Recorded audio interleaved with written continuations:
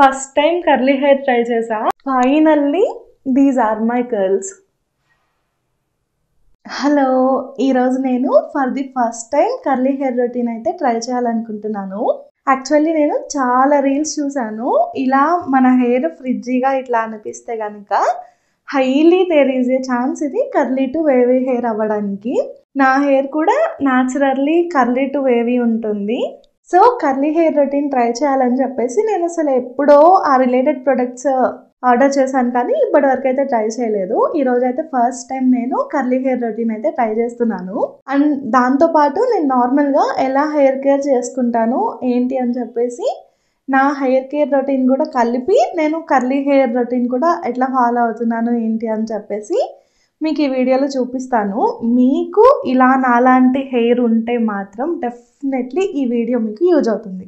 And even నాలాంటి hair లేకపోయినా సరే నా హెయిర్ కేర్ అయితే మీకు ఎంతో కొంత యూజ్ అవుతుంది. వీడియోని అయితే ఎండ్ వరకు చూడండి. నా కర్లీ హెయిర్ ఎలా ఉందో కూడా నేను చూపిస్తాను. Let's get in to the video. Hair wash చేసుకునే ముందు definitely we need to start with hair oiling అనమాట. అందుకే నేను ట్రూ హెయిర్ ఆయిల్ హీటర్ తీసుకున్నాను. అండ్ ఇందులో నేను కోకోనట్ ఆయిల్ వేసుకుంటున్నాను. డబ్బా సీరందే కానీ అందులో ఉందైతే కోకోనట్ ఆయిల్ వేయండి. అండ్ అందులో నేను ఫ్యూ డ్రాప్స్ వచ్చేసి లావెండర్ ఎసెన్షియల్ ఆయిల్ వేస్తున్నాను. ఒక 5-6 డ్రాప్స్ అప్రాక్సిమేట్లీ అంతే. దీనివల్ల మన హెయిర్కి అయితే ఎన్ని యూజెస్ ఉంటాయో చాలా అంటే చాలా యూజెస్ ఉంటాయి.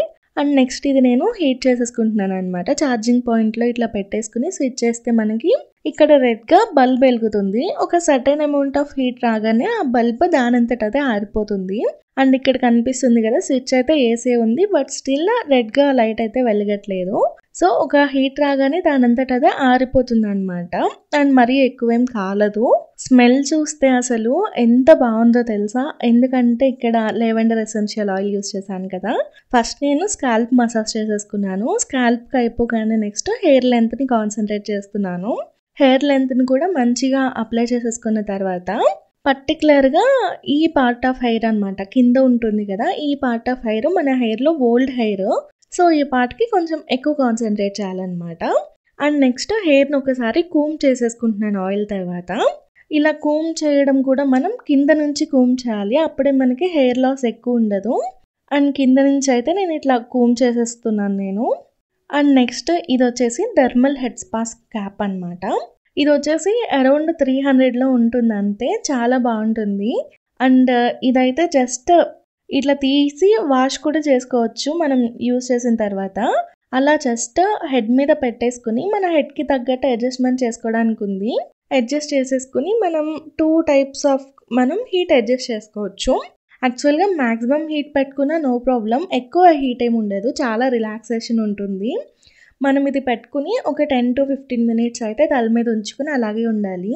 ఆ తర్వాత ఈ క్యాప్ తీసేసిన తర్వాత తల చాలా వామ్గా ఉంటుంది అండ్ చాలా రిలాక్స్డ్ ఫీలింగ్ అయితే ఉంటుంది. అండ్ నా హెయిర్ వాష్ అయితే అయిపోయింది. హెయిర్ వాష్కి నేను ఏం యూస్ చేశానో కూడా చూపిస్తాను.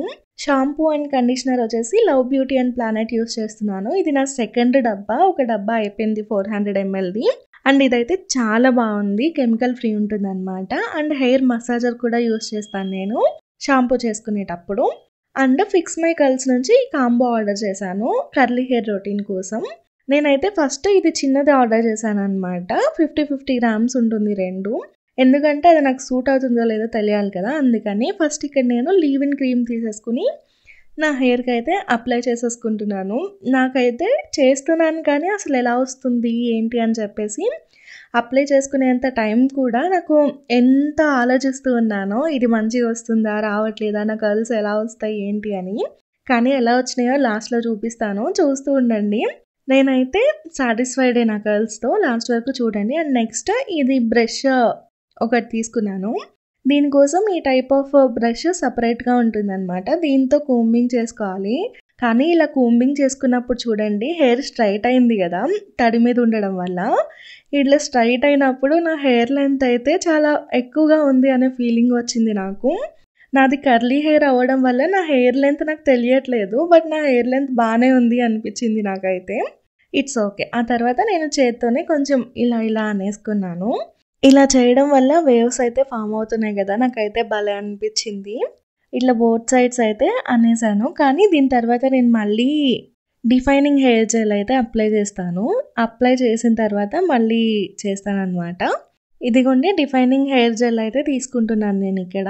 అండ్ ఒక్కొక్క సైడ్ కొంచెం అప్లై చేస్తున్నాను. నాకు తెలియక కొంచెం డిఫైనింగ్ జెల్ ఎక్కువ యూజ్ చేశాను అనిపించింది. ఇంత అమౌంట్ అయితే యూజ్ చేయొద్దు. నేను ఒకసారి తీసుకున్నది 2 సైడ్స్కి కూడా సరిపోతుందన్నమాట. నాకు తెలియక నేనైతే ఎక్కువ యూజ్ చేశాను. But it's okay, next time ఇది చూసుకుంటాను. మీరైతే చూసుకోండి. నేను 1 టైం తీసుకున్నది మొత్తం హెయిర్కి అయితే సరిపోతుంది. నేను తర్వాత అదర్ వీడియోస్లో చూసాను అనమాట. అండ్ నెక్స్ట్ నేను మళ్ళీ సేమ్ ముందులాగానే ఇట్లా అనేసుకుంటున్నాను అనమాట చేత్తోనూ. అండ్ నెక్స్ట్ ఈ ప్రాసెస్ని ఏమంటారో నాకు కరెక్ట్గా గుర్తు రావట్లేదు. మేబీ స్క్రంచింగ్ అనుకుంటా. ఇది కూడా కొంచెం తడిగా ఉన్నప్పుడే చేయాలి ఈ ప్రాసెస్ అంతా. మనం ఇలా స్క్రంచ్ చేసుకుంటే కనుక ఒక సౌండ్ వస్తుంది అనమాట. ఆ సౌండ్ అయితే పక్కాగా రావాలి. ఇట్లా అయితే స్క్రంచ్ చేసుకుంటే చూసారా కర్ల్స్ అయితే ఎంత మంచిగా డిఫైన్ అయ్యాయో. యాక్చువల్గా నాది కంప్లీట్ కర్లీ ఉండదు, కొంచెం వేవీ ఉంటుంది. ఆ తర్వాత నేను ఏం చేశానంటే ఫ్రంట్ కొంచెం పార్ట్ తీసుకుని మళ్ళీ దానికోసం ఎక్స్ట్రా జెల్ అయితే నేను అప్లై చేశాను. అప్లై చేసిన తర్వాత దాన్ని మళ్ళీ ఒకసారి కూమ్ చేసుకుని నేనైతే ఫింగర్ కాయిలింగ్ మెథడ్ స్టార్ట్ చేశాను అనమాట. యాక్చువల్గా మొత్తం చేయొచ్చు, కొంతమంది మొత్తం కూడా చేస్తారు ఫింగర్ కాయిలింగ్ మెథడ్. కాకపోతే నాకు అంత ఓపిక అయితే లేవు ఖచ్చితంగా. సో నేను ఫ్రంట్ పార్ట్ వరకు చేశాను ఫింగర్ కాయిలింగ్ మెథడ్. చూసారా ఎంత మంచిగా కర్ల్స్ ఫామ్ అవుతున్నాయో ఈ మెథడ్లో. ఇంకా చెప్పాలంటే బ్రష్ కాయిలింగ్ మెథడ్ కూడా చేస్తారు, కానీ దానికోసం సపరేట్ బ్రష్ ఉంటుంది అండ్ చేసేది రావాలి. దానికోసం చేసేది రాకపోతే కనుక ఆ బ్రష్లో మన హెయిర్ అయితే ఇరుక్కుపోతుంది. సో నేనైతే ఫింగర్ కాయిలింగే చేశాను. అది కూడా ఫ్రంట్ సెక్షన్ వరకే చేశాను. నాకు అంతవరకే ఓపిక ఉంది ఆ టైంకి. అండ్ ఒకసారి మొత్తం హెయిర్ని కూడా ఫింగర్ కాయిలింగ్ చేసి అయితే ట్రై చేస్తాను ఫ్యూచర్ వీడియోస్లో. ఇప్పుడైతే ఫ్రంట్ పార్ట్ చేశాను. ఫైనల్లీ ఇలా ఉంది. 2 hours అయితే పడుతుంది అనుకున్నా హెయిర్ డ్రైకి, కానీ ఎక్కువే పట్టింది. తడిగా ఉన్నప్పుడు అయితే నా హెయిర్ ఇలా ఉంది. డ్రై అయిపోయిన తర్వాత ఎలా ఉండిద్దో చూద్దాం. Finally these are my curls. Actually air dry అవ్వడానికి నాకైతే 3 hours పైన పట్టింది ఇప్పటికి, కానీ ఇవి 100% డ్రై అవ్వలేదు. కానీ యాక్చువల్లీ బాగున్నాయి.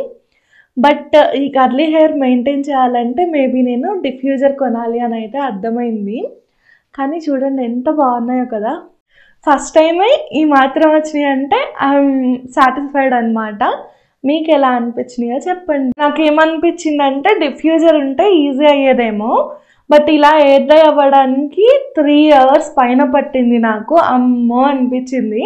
అండ్ నా కర్లీ హెయిర్ మీకు ఎలా అనిపించిందో కూడా కామెంట్ చేయండి. ఓకే మరి బాయ్.